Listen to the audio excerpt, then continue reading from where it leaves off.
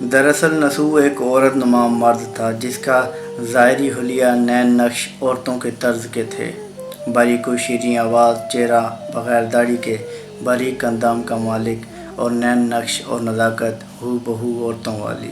اس نے اپنے ظاہری اس جو عورتوں کی مثل اس کا چہرہ تھا اس سے فائدہ اٹھاتے ہوئے اس نے عورتوں کے ایک حمام کے اندر ملازمت اختیار کر رکھی تھی۔ عورتوں کو وہ وہاں مساج کیا کرتا تھا، لیکن دیکھنے والا کسی صورت بھی یہ شک نہیں کر سکتا تھا کہ یہ کوئی مرد ہے۔ وہ بالکل عورتوں کی مثل تھا۔ اب اس کام کو اس نے اپنا ذریعہ معاش بھی بنایا ہوا تھا اور اپنے نفس کی تقسیم کو پورا کرنے کے لیے عورتوں کا مساج بھی کیا کرتا تھا۔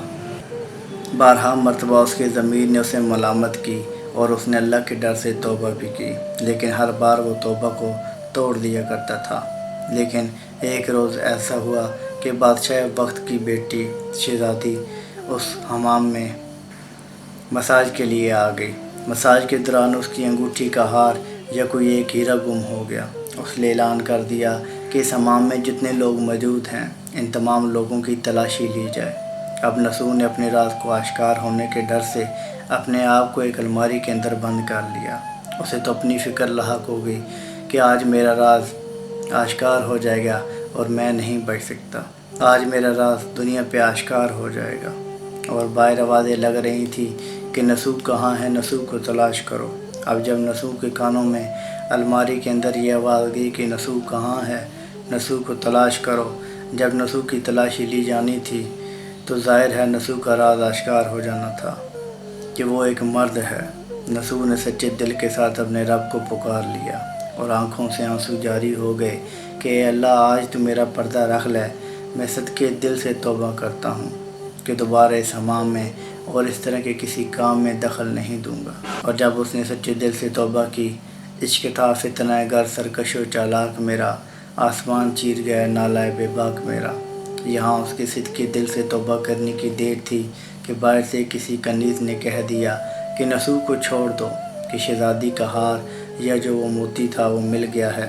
نسو نے اللہ کا شکر ادا کیا۔ اس روز جب وہ حمام سے اپنے گھر چلا گیا تو اگلے روز اس نے عہد کر لیا کہ دوبارہ اس حمام پہ میں نہیں جاؤں گا۔ لیکن جب وہ کچھ روز کے لیے حمام پہ نہیں گیا تو شہر کی جو رئیسہ خاتون جو اس کے پاس آتی تھیں اس کی مستقل گاہک تھیں، انہوں نے بارہا اس کو پیغام بھیجنا شروع کر دیے کہ تم ملازمت کے لیے، کام کے لیے، مساج کے لیے کیوں نہیں آتے؟ تو نسو نے اپنے دل میں یہ گمان کیا کہ اگر میں مزید اس شہر میں اور رہا تو یقیناً میں اس توبہ کو بھی توڑ دوں گا۔ نسو نے یہ ارادہ کیا کہ وہ اس شہر کو چھوڑ کر کسی اور جگہ، کسی بستی میں آباد ہو جائے جہاں اسے کوئی نہ جانتا ہو۔ نسو نے ایسا ہی کیا۔ کسی دور ویرانے میں جا کر وہ آباد ہو گیا، زندگی گزارنے لگا۔ اب وہاں ایک روز اس نے ایک گائے کو دیکھا جو چرتی چرتی وہاں سے گزر رہی تھی، تو اس نے یہ سوچا کہ شاید یہ ریوڑ سے کھو گئی ہے، الگ ہو گئی ہے۔ اس نے اس گائے کو اپنے پاس رکھ لیا کہ اس کا مالک اس کی تلاش میں جب نکلے گا، ڈھونڈے گا، پوچھے گا تو میں اسے واپس کر دوں گا۔ اب 2-4 روز گزر گئے، مالک تو نہ آیا، لیکن وہاں سے ایک تجارتی قافلے کا گزر ہوا۔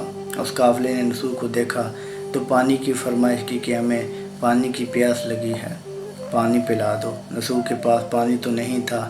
اس نے اسی گائے کا دودھ دویا اور اس تجارتی قافلے والے افراد کو پلایا۔ تجارتی قافلے کے لوگوں نے دودھ پیا اور خوش ہو کر انعام کے طور پر کچھ رقم نسو کو دے دی۔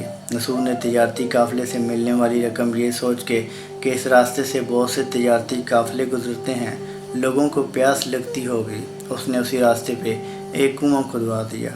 اب ہر آنے جانے والے تجارتی قافلے اسی راستے کی طرف آنے لگے۔ اس راستے پر آمد و رفت معمول سے زیادہ ہونے لگی۔ دیکھتے ہی دیکھتے نسو کے گرد و نواح ایک بستی تعمیر ہونا شروع ہو گئی۔ آہستہ آہستہ لوگ وہاں مقیم ہونا شروع ہو گئے اور اس بستی کے تمام افراد نسو کی دریا دلی اور اس کے اخلاق سے بڑے متاثر تھے۔ اس بستی میں نسو کی بہت زیادہ عزت تھی۔ وہ اپنے ہر معاملے میں نسو کو یہ احساس برتری فیل کروایا کرتے تھے کہ تم ہمارے بڑے معتبر شخص ہو۔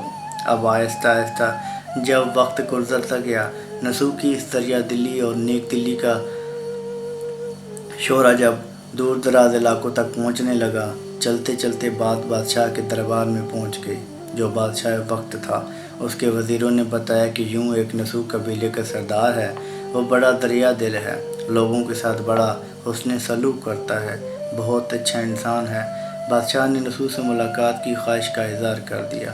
وزیروں سے کہا کہ نسوک کو پیغام بھیجو کہ میں نسوک سے ملنا چاہتا ہوں، لیکن نسوک نے یہ سوچ کر ملاقات سے انکار کر دیا کہ اگر میں بادشاہ سے ملا تو کہیں میرا راز فاش نہ ہو جائے۔